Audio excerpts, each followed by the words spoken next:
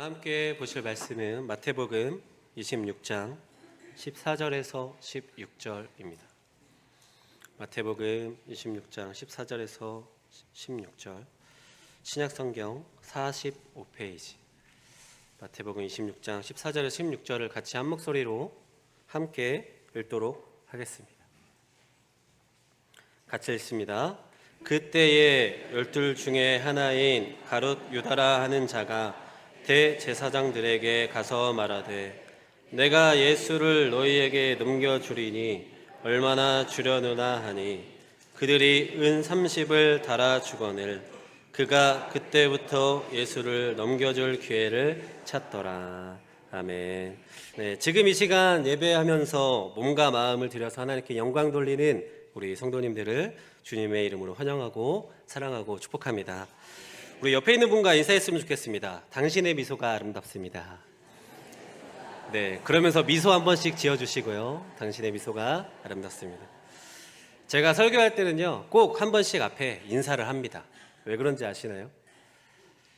우리가 교회를 다닌다고 하면서도, 예배를 드린다고 하면서도 한 번 인사도 하지 않고 눈도 마주치지 않는 경우가 너무도 많은 것 같더라고요. 그래서 옆에 있는 분들과 인사하고, 되도록이면 앞뒤 좌우 이렇게 인사하면 마음의 문도 활짝 열리는 것 같아서 함께 인사를 하고 먼저 시작합니다. 우리 담임 목사님께서 부비동염으로 이제 수술을 하시고 지금 회복 중이시죠. 그래서 오늘까지 우리 부교육자들이 인도하고, 또 다음 주부터는 복귀하실 예정이시니까 담임 목사님의 온전한 회복을 위해서 함께 기도해 주시길 바랍니다. 혹시 꼭 담임 목사님이 보고 싶으시면 영상통화 하세요. 네, 영상통화 하시면 언제든지 볼 수 있으니까요. 그러시면 될 것 같습니다. 혹시 좋은 사람 구별법이라고 아시나요? 혹시 여러분들만의 좋은 사람은 이런 사람이야 라고 생각한 적 있으신가요? 예를 들어 나에게 맛있는 음식을 자주 사준다든지, 아니면 선물을 많이 이렇게 준다든지, 아니면 내가 하기 어려운 일을 도와준다든지, 아니면 말을 이쁘게 한다든지 하면서 이 사람은 좋은 사람인 것 같아 라고 하는 그런 기준이 있으신가요? 그런데 제가 앞에 말한 것들은 누구나가 다 할 수 있는 것들이에요. 쉽게. 그것보다 좋은 사람을 구별할 수 있는 기준은 더 신중하고 의미 있어야 하지 않을까 생각이 듭니다. 그래서 앞에서 말했던 거는 누구나 자신을 보기 좋게 하기 위해 그냥 마음이 없어도 할 수 있는 그런 것들이다. 그렇게 선택적인 일들이다 라고 할 수 있을 것 같습니다. 그렇다면 우리는 좋은 사람의 기준을 무엇을 보아야 하겠습니까? 제가 볼 때 그 사람의 주변에 어떤 분위기를 만들어내는가가 좋은 사람을 구별할 수 있는 좋은 기준인 것 같더라고요. 그래서 그 사람의 분위기와 그 사람 주변의 분위기를 보면 그 사람이 좋은 사람인지 아닌 사람인지 우리가 판단할 수 있는 것 같습니다. 더욱이 새로 만나게 돼서 잘 보여야 할 사람과의 분위기보다 그 사람이 매일매일 함께하는, 그 곁에서 함께하는 사람들과 어떤 분위기를 만들어내는가를 보면 그 사람이 진짜로 좋은 사람인지 아닌 사람인지 우리가 확인할 수 있을 것 같습니다. 그래서 바로 내 옆에 있는 아내 곁에서, 남편 곁에서, 자녀들 곁에서 내가 감동을 주지 않아도 되겠다 생각하는 사람들 주변에서 어떤 분위기를 만들고 있는지 한번 나를 뒤돌아봤으면 좋겠습니다. 이런 경우가 있습니다. 밖에서는 혹은 교회에서는 누구에게나 사랑받고 매력적인 사람들이 있어요. 그래서 막 함께 하고 싶고 나누고 싶고 연락하고 싶고 이런 사람들이 있는가 보면, 집에서는 불행감만을 주는 그런 사람들도 있습니다. 그런 사람들이 과연 정말로 좋은 사람들일까요? 그렇다고 볼 수 없을 것입니다. 그러니까 그 사람의 분위기를 본다라는 것은 그 사람 내면의 영혼을 보는 것과 같다는 말이에요. 그 누구도 자신의 영혼과 맞지 않는 분위기를 만들 수는 없기 때문입니다. 밖에서는 연기할 수 있죠. 하지만 그렇게 하지 않아도 되는 순간 진짜 얼굴을 보이게 된다는 것입니다. 진짜 그 사람의 모습은 스스로 만드는 에너지와 또 분위기를 통해 나타난다는 것 기억하시기를 바랍니다. 그런 의미에서 우리는 오늘 본문을 보면 가룟 유다를 생각할 때 우리는 쉽게 손가락질할 수 있어요. 어떻게 스승이고 구주이신 예수님을 은 30에 팔 수 있는가? 하지만 오늘 본문을 우리는 거울로 삼아야 할 것 같습니다. 과연 나는 가룟 유다와 다르다고 할 수 있는가? 어쩌면 우리는 유다보다 더 자주, 더 무심하게, 더 가볍게 예수님을 팔고 살고 있지는 않은가요? 유다도 자신의 죄를 뉘우치긴 했어요. 성경에 보니까 예수님을 판 값을 도로 가져다가 주면서 고백합니다. 내가 무죄한 피를 팔고 죄를 범하였노라. 그런데 그 후에 어떤 일이 일어납니까? 은 30을 성전에 던져놓고 물러가서 스스로 목매어 죽게 됩니다. 유다의 회개 속에서 어떤 것이 느껴지십니까? 그것이 진짜 회개였을까요? 진짜 마음에서 우러나오는, 영혼에서 우러나오는 회개였을까요? 자신의 죄를 견디지 못해서 스스로 목숨을 끊는 것, 그것은 진정한 회개가 아니었다라는 것입니다. 사람들이 착각하는 것이 있는데요. 회개를 어떻게 하는지는 아십니까? 회개를 이렇게 한다고 해요. 그래, 나 죄 졌어. 그런데 어떻게 할래? 목사님도 죄 짓고 저 집사님도 죄 짓고 저 장로님도 다 죄 짓더라. 근데 왜 나한테만 그래? 라고 하면서 그게 회개라고 착각하는 분들이 있어요.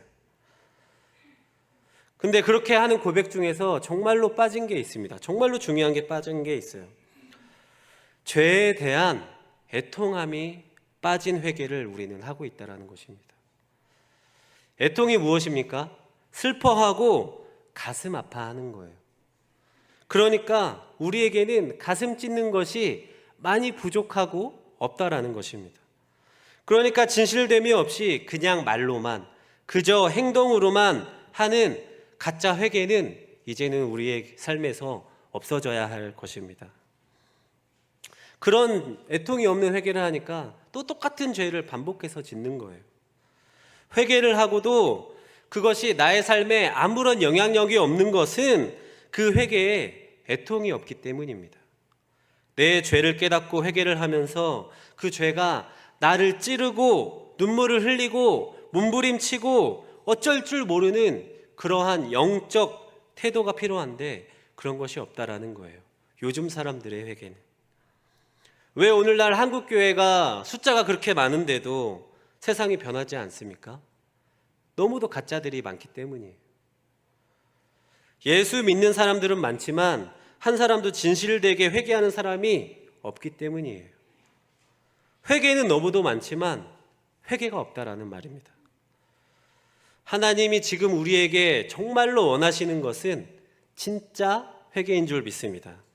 매일같이 예수님을 세상에 팔아먹고 있는 비극적인 이 세상 속에서 가슴 찢어지는 눈물이 있는 그 애통함이 우리 성도님들에게 있으시기를 간절히 원합니다. 그래서 예수님이 마태복음에서 뭐라고 하셨습니까? 애통하는 자는 복이 있나니 라고 하셨어요. 그런데 유다는 왜 예수님을 팔았을까요? 성경에서 말하는 은 30은요, 노예 한 명에 해당하는 값이라고 합니다. 그러니까 유다는 예수님을 그저 그렇게 평가한 거예요. 노예 한 사람만큼의 그런 가치로 있는 사람으로 평가했다라는 것입니다. 그래서 그 마음 깊은 곳에는 돈과 자기 욕심, 자기 기대에 맞지 않는 예수님에 대한 실망만이 있었다라는 거예요. 예수님은 유대인의 왕으로 오신 분이기 때문에 지금 관계를 잘 해놓고 잘 따르는 척하면 나중에 큰 자리 하나 주겠지. 나에게 큰 이득이 있겠지. 유다는 그럴 줄 알았어요. 그러나 예수님은 예루살렘 성에 들어올 때부터 어떻게 오셨어요? 겸손하게 겸손의 왕으로 오셨다라는 거예요. 칼과 군병으로 들어오지 않으시고 태어나실 때와 같은 겸손한 모습으로 들어오셨다라는 것입니다. 어쩌면 그때부터 유다는 예수님을 팔 계획을 세우고 있었는지 몰라요. 어느 교회에 한 청년이 있었습니다. 그 사람은 늘 주님을 위해 살겠습니다 라고 고백했어요. 그런데 그런 고백에도 불구하고 매일 아침 일어나면 기도를 하는 것보다 스마트폰을 먼저 잡았다고 합니다. 또한 예배 시간에도 집중하지 못하고 친구들과 있을 땐 예수 믿는 사람이라는 것을 오히려 숨겼다고 해요. 어떤 청년이. 하루는 그 청년을 보고 친구가 말했습니다. 너 교회 다닌다며? 그런데 넌 우리랑 다를 게 없네. 그 말이 그 청년의 마음을 찔렀습니다. 나는 지금 예수님을 팔고 있지 않습니까? 은 30은 없지만 작은 타협들로 예수님을 값싸게 팔고 있는 우리의 모습과 같지 않습니까?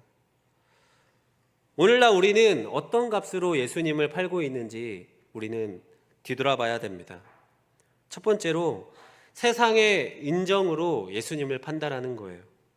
직장에서, 학교에서, 친구 사이에서 예수님을 믿는다는 것을 부끄러워하고 숨기고 네 믿음 때문에 우리는 너랑 좀 달라라는 말이 두려워서 침묵하고 살고 있지는 않습니까?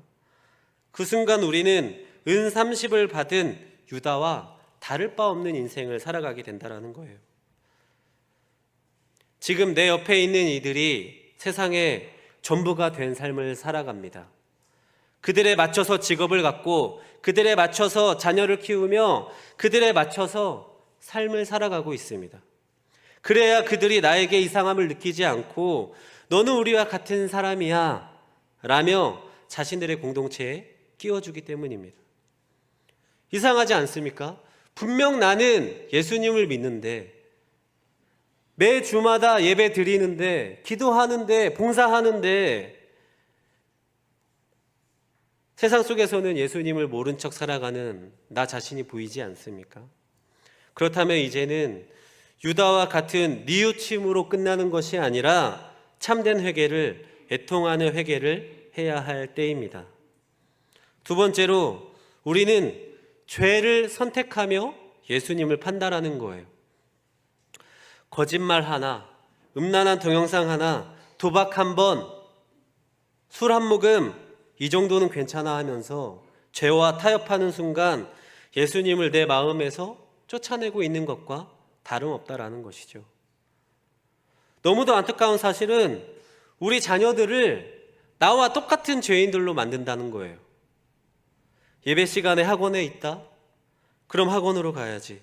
가족 여행을 가야 하는데 예배 시간이 있다? 가족이 우선이지.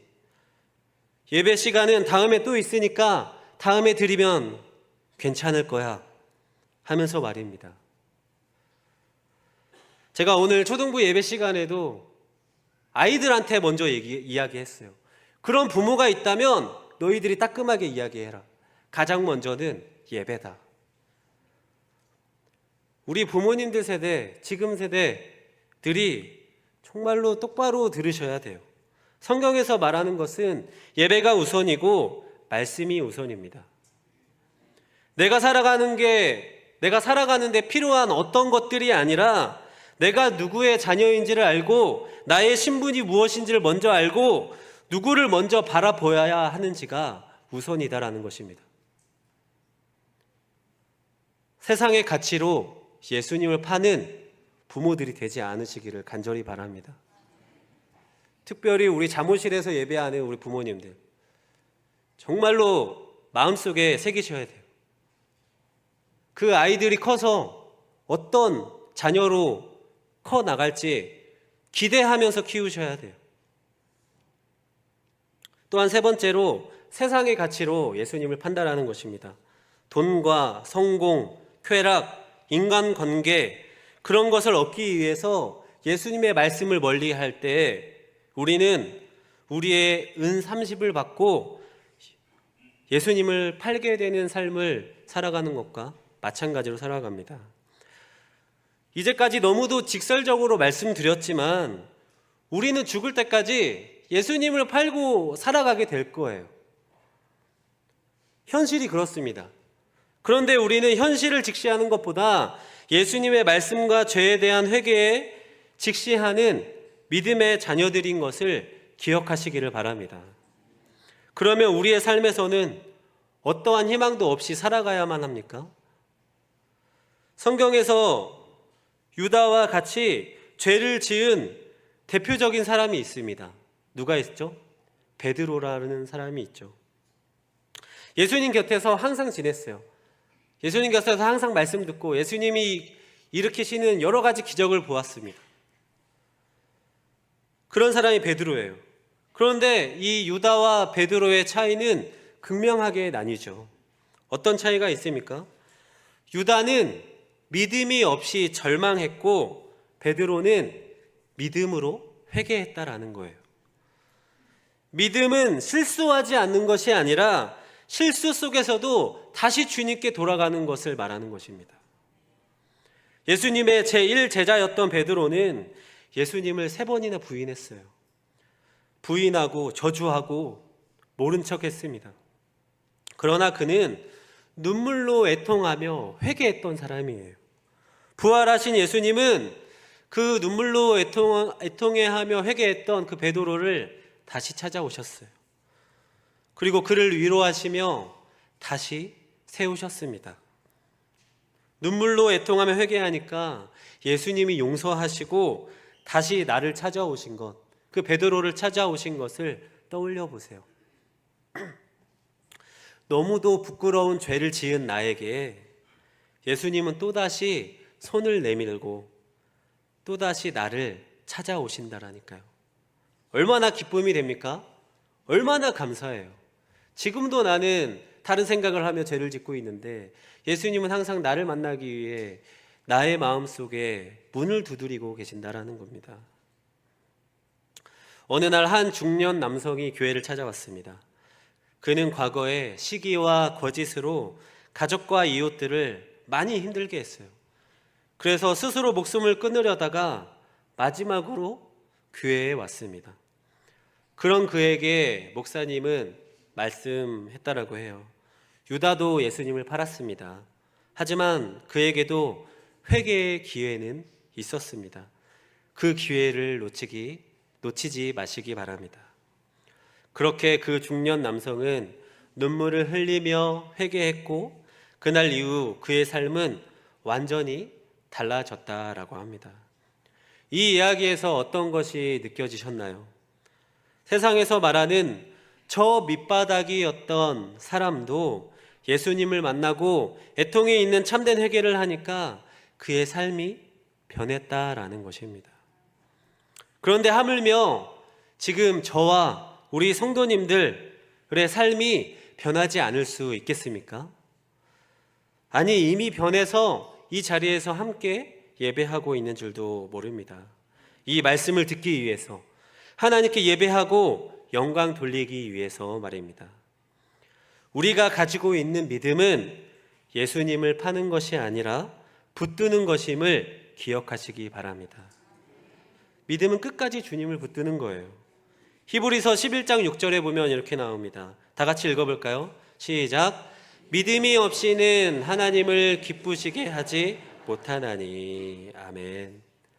우리 믿음의 선조들은요, 그들 모두 환경은 불확실했고요, 문제가 너무도 많았어요. 그러나 그러한 상황에서도 보이지 않는 하나님을 신뢰했고 주님을 놓치지 않았습니다. 예수님이 기뻐하시는 것이 무엇인지 항상 고민하고 기도했다라는 거예요. 그래서 후대에 우리들이 그 믿음을 이어받고 그 신앙생활을 우리의 자녀들에게까지 물려줘야 하는 사명을 가지고 있습니다. 점점 세상은 악해져만 갑니다. 악한 것이 당연한 기준이 된 시대가 왔어요. 그러나 그러한 때에도 우리와 우리 믿음의 세대는 더욱더 빛을 내야 될 줄 믿습니다.